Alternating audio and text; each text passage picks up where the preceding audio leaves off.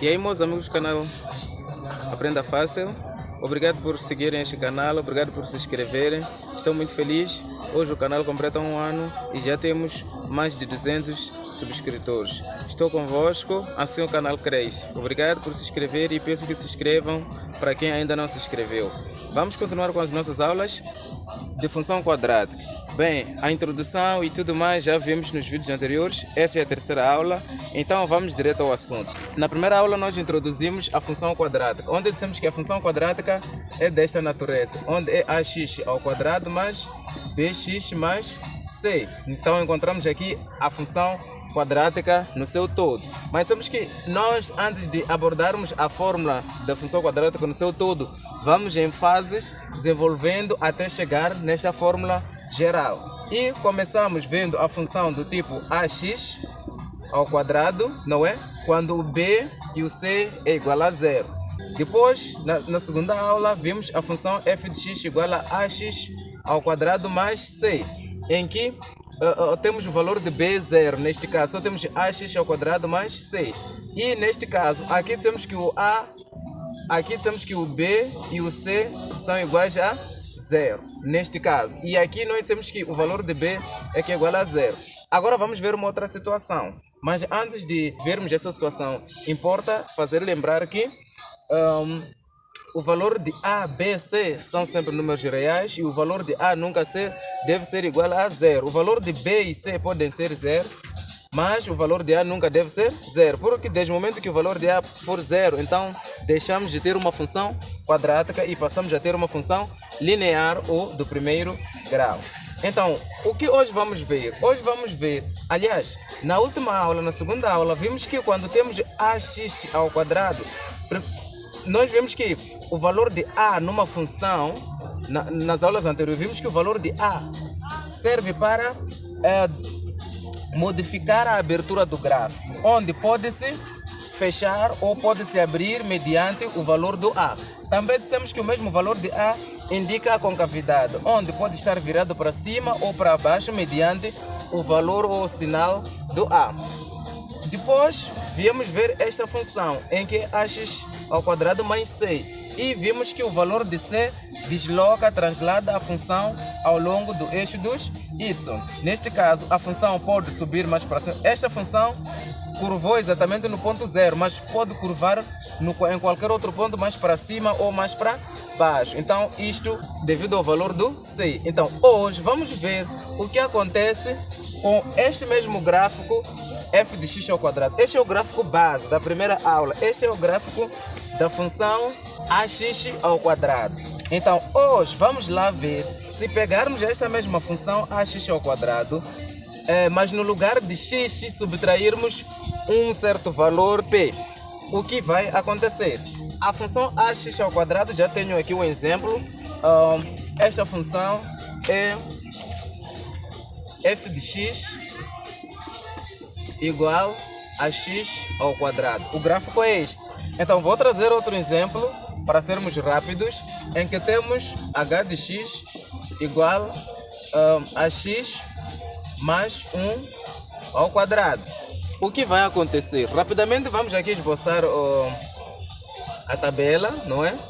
Então vamos ter aqui o valor do x, aqui do y e aqui a função h de x. Vamos ter aqui menos 3, menos 2, menos 1. Vamos ter aqui o 0, 1, 2 e o 3. São suficientes. Estamos a usar como exemplo.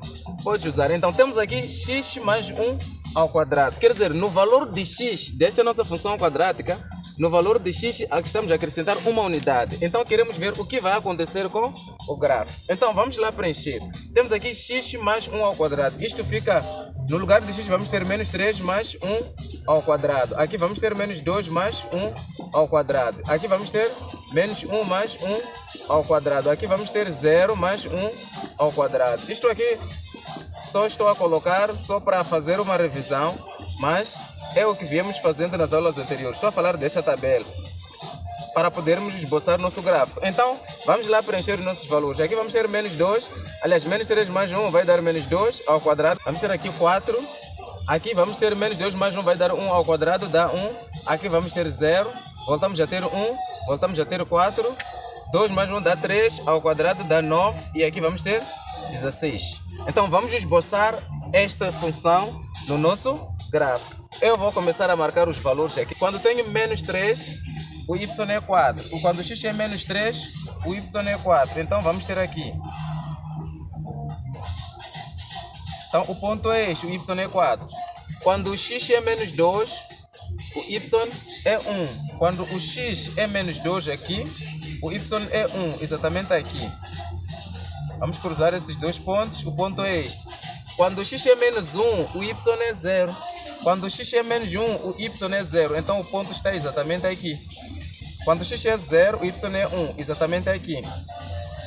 Depois de menos 1 para 0. Quando o x é menos 1, y é 0. Por isso o ponto está aqui.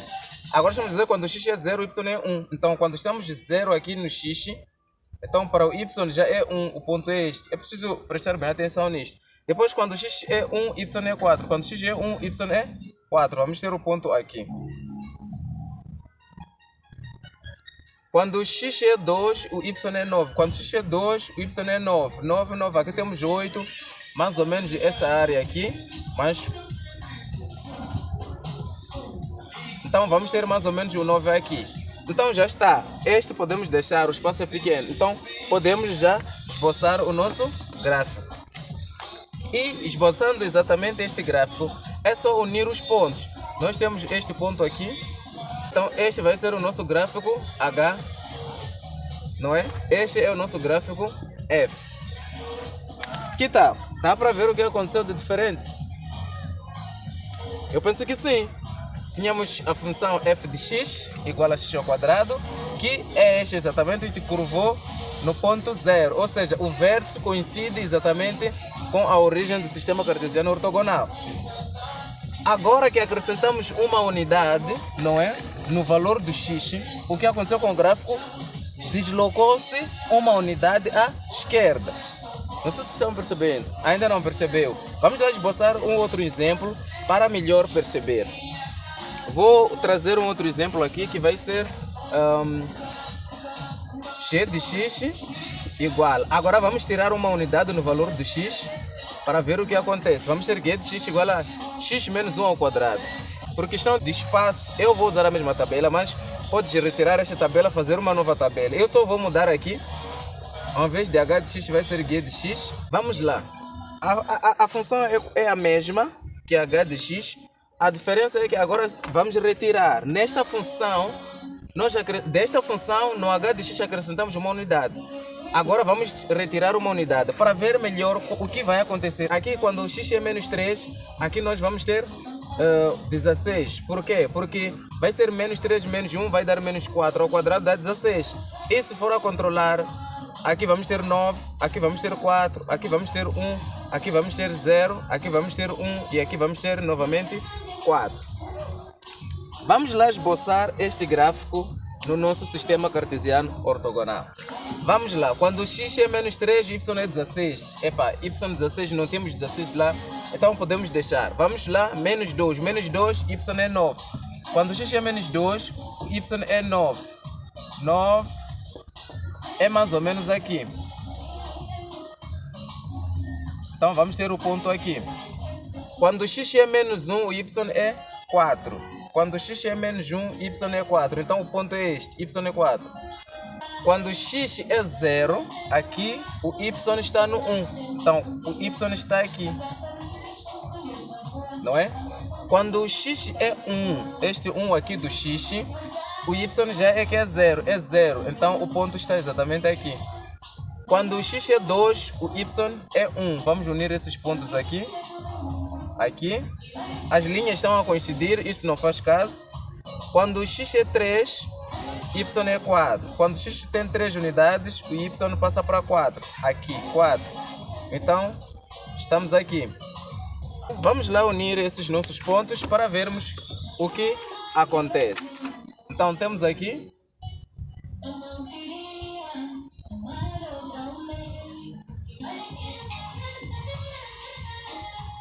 Essa é a nossa função que é de x. Que tal? Já dá para ver que é simples, não é? Ok. Já temos aqui os nossos exemplos. Os exemplos são esses. No vídeo passado, nós estávamos a ver a função do tipo y igual a ax ao quadrado mais c.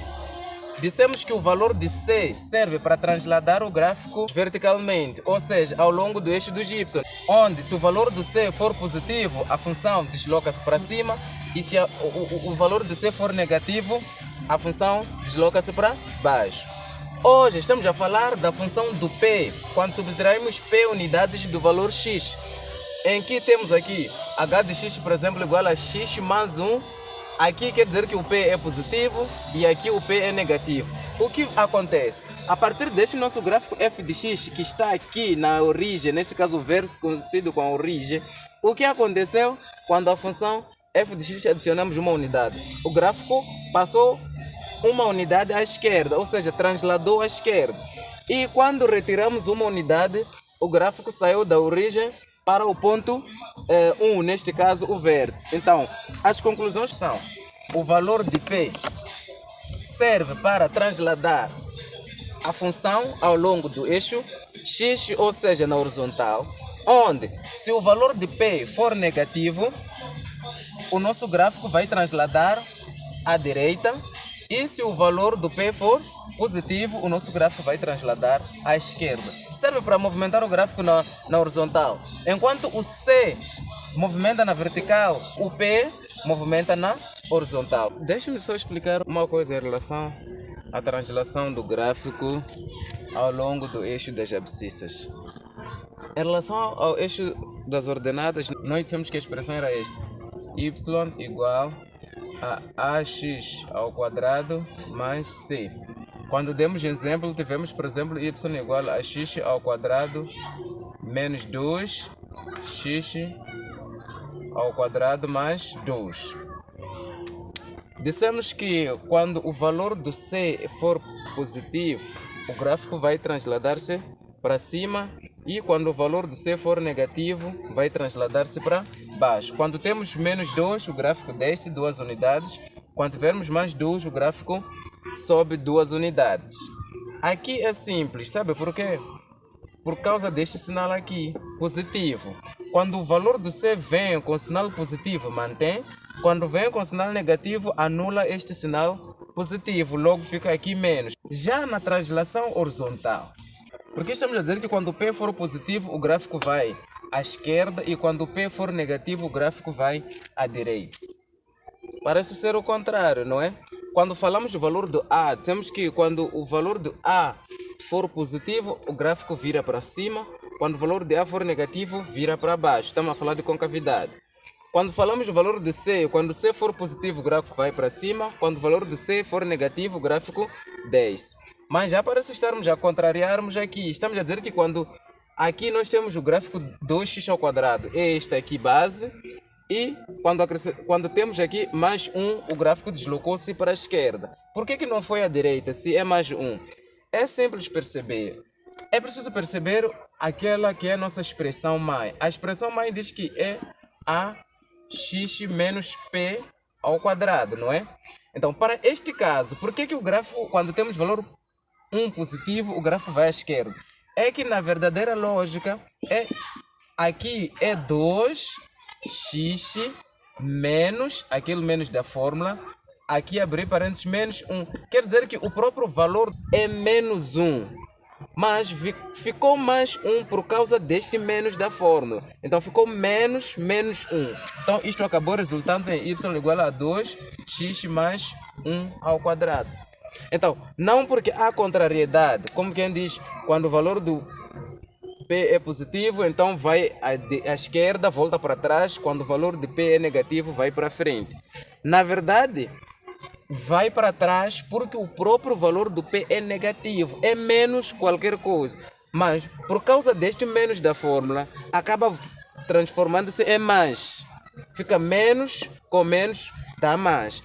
Já quando o valor do P for verdadeiramente positivo, não é? Imagina, eu quero preencher aqui e o meu valor de P é 2.